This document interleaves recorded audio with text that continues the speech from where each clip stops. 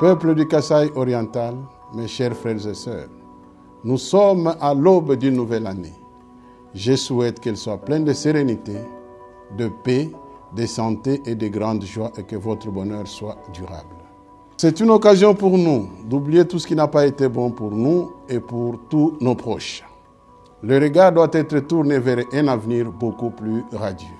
Peuple du Kasaï oriental, mes chers frères et sœurs, au soir de l'année 2024, je tiens d'abord à vous remercier très vivement pour l'amour et même l'abnégation que vous n'avez jamais cessé de manifester sur toutes les questions qui touchent au développement de notre chère province.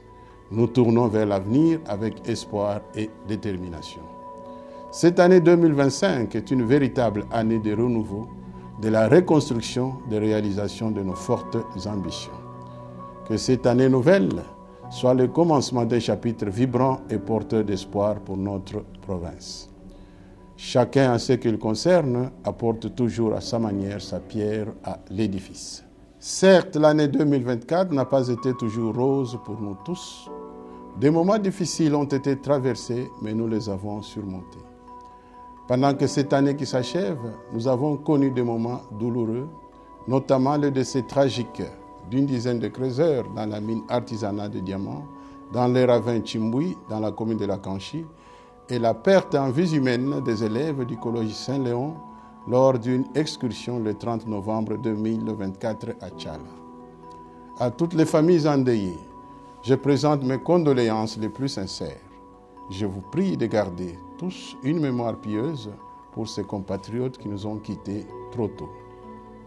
Je voudrais adresser mes vives félicitations aux femmes et hommes en uniforme et aux services de sécurité pour avoir travaillé nuit et jour afin d'assurer la sécurité des personnes et de leurs biens en 2024.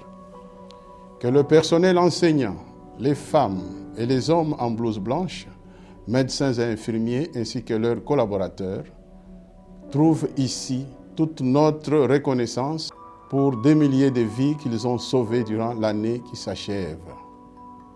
Permettez-moi, mes chers frères et sœurs, de féliciter aussi et de jeter des fleurs à vous tous et surtout aux braves femmes kassaïennes qui se lèvent tôt et participent au développement de notre province et subviennent aussi aux différents besoins de leur ménage. Recevez toute mon admiration. Nous n'avons vraiment pas d'autre choix que d'être forts, pragmatiques et résilients, et cela va donner de l'espoir à notre jeunesse et à la génération future qui nous prendra pour modèle. Bien sûr, l'année 2025 ne sera pas sans obstacles. Elle pourra aussi être émaillée de bien d'autres obstacles que nous surmonterons si nous demeurons unis, mettant de côté toutes nos divergences et mutualisons nos efforts car nous sommes tous frères et nous n'avons que cette province comme patrimoine.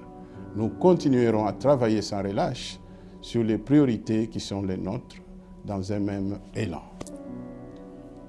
Mon gouvernement a déjà amorcé des travaux d'aménagement de la voirie urbaine, spécialement avec les routes secondaires.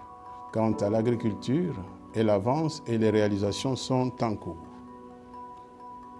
De quoi nous frotter les mains, car nous avons passé la période de soudure de l'année 2024 sans rareté ni hausse des prix de maïs, denrées de première nécessité dans nos différents marchés. C'est un véritable exploit.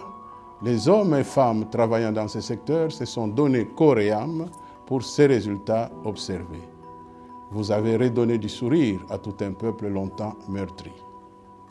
Par ailleurs, et pratiquement en fin de cette année, nous avons élaboré un budget de l'exercice 2025 et qui a été adopté le 30 décembre par nos honorables élus provinciaux. Ce budget témoigne de nos ambitions et de notre détermination à bâtir un avenir meilleur pour notre province.